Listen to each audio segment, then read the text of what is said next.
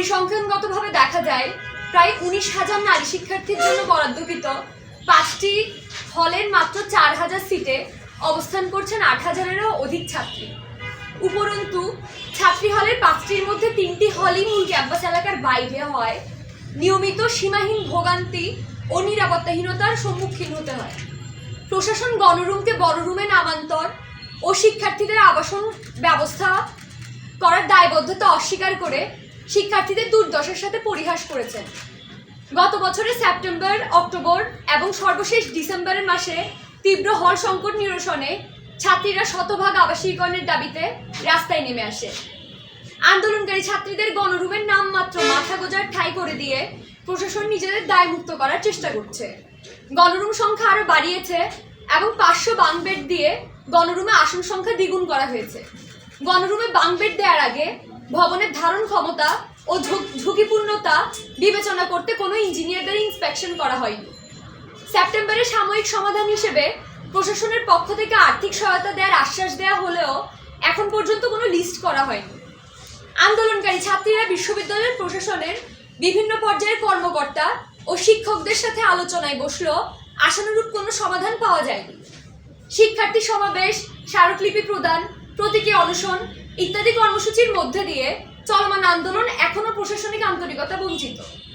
নতুন হল তৈরি না হওয়া পর্যন্ত ছাত্রীদের অস্থায়ী আবাসন হিসেবে ভবন ভাড়া করে হোস্টেল তৈরি করা, গণরুম বিলুপ্তি ও নতুন হল মূল ক্যাম্পাসের অভ্যন্তরে নির্মাণ সহ 7 দফা দাবিতে আন্দোলনকারী ছাত্রীদের সাথে ঢাকা বিশ্ববিদ্যালয়ের প্রশাসনের গত 9 জানুয়ারি 2024 বৃহস্পতিবার বিকাল 4টায় 9 জানুয়ারি 2025 বৃহস্পতিবার বিকাল 4টায় আব্দুল মতিন চৌধুরী ভার্চুয়াল ক্লাসরুমে সর্বশেষ মত বিনিময় সভা হয়।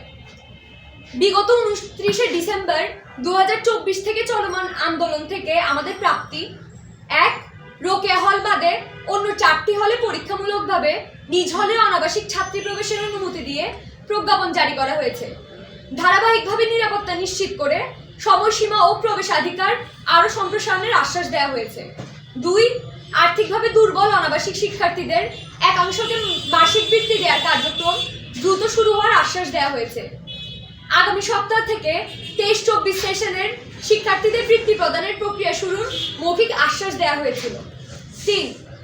নতুন হল নির্মাণের স্থান নির্ধারণে রিভিউ কমিটি গঠন করা হবে। 4.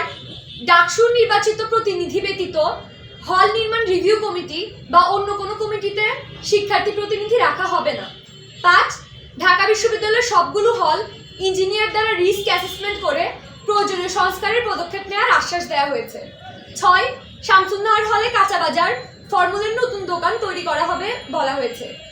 আমাদের অমীমাংসিত দাবিসমূহ: 1. ভবন ভাড়া করে ছাত্রীদের অস্থায়ী আবাসন হিসেবে হোস্টেল চালু করা। বিদ্যমান ছাত্রী হলগুলোর বর্ধিত ভবন নির্মাণ সহ নতুন 2টি হল স্থাপন বাবদ আর্থিক পরিকল্পনা ঘোষণা করা হয়েছে। এই নির্মাণকালীন দীর্ঘ সময়ের জন্য ছাত্রীদের অস্থায়ী আবাসন হিসেবে হোস্টেলের ব্যবস্থা করার আবেদন জানানো হলেও এই বিষয়ে প্রশাসনিকভাবে অপারগতা প্রকাশ করা হয়। যেখানে হল নির্মাণ ব্যয় বাবদ 300,000 কোটি টাকা বরাদ্দ করা সম্ভব, সেখানে ছাত্রীদের অস্থায়ী আবাসন হিসেবে হোস্টেল ভাড়া করার আর্থিক অসামর্থ্য ও আইনগত জটিলতা প্রকাশ মোটেও বোধগম্য নয়। আমাদের সাথে আলোচনায় বিশ্ববিদ্যালয়ের প্রশাসনের দায়িত্বশীল ব্যক্তিগণ জানান, ঢাকা বিশ্ববিদ্যালয়ের অধ্যাদেশ 1973-এর চ্যাপ্টার 12 ও 13 অনুযায়ী প্রশাসনিকভাবে এই ধরনের ব্যবস্থা করার আইনি বৈধতা নেই। কিন্তু ঢাকা বিশ্ববিদ্যালয়ের অধ্যাদেশ 1973 এই ধরনের কোনো বিধান প্রত্যক্ষ বা পরোক্ষভাবে আমাদের চোখে পড়েনি।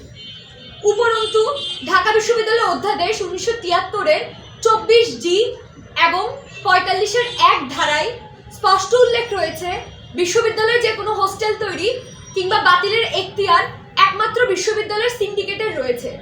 ফলে বিশ্ববিদ্যালয় চাইলে সিন্ডিকেট সভার সিদ্ধান্তের মাধ্যমে নারী শিক্ষার্থীদের জন্য নতুন হোস্টেল তৈরি বা অস্থায়ী আবাসনের বন্দোবস্ত করতে পারে। 2. গণরুম বিলুপ্তির দাবি পুরোপুরি উপেক্ষা করে যাওয়া হয়েছে। 3. নতুন হল মূল ক্যাম্পাসেই হবে এরকম কোনো আশ্বাস দেওয়া হয়নি। 4. আর্থিক সাহায্য কয়জনকে, কত টাকা করে এবং কবে থেকে সবাইকে দেওয়া হবে কোনো সংখ্যা জানানো হয়নি। বৃত্তি প্রদান সম্পর্কিত আপডেটেড কোনো বিজ্ঞপ্তি প্রকাশ করা হয়নি। 6 শতভাগ আবাসিকীকরণের কোনো সদিচ্ছা ব্যক্ত করা হয়নি। 7 এক খাটে এক সিট ভিত্তিতে ডাবলিং প্রথা বন্ধ করার কোনো পরিকল্পনা জানানো হয়নি। সাংবাদিক বন্ধুগণ, দীর্ঘদিন ধরে আমরা বারবার প্রশাসনের সাথে আলোচনায় বসেছি। দাবি উপস্থাপন এবং আলোচনার সকল উপায় আমরা অবলম্বন করেছি।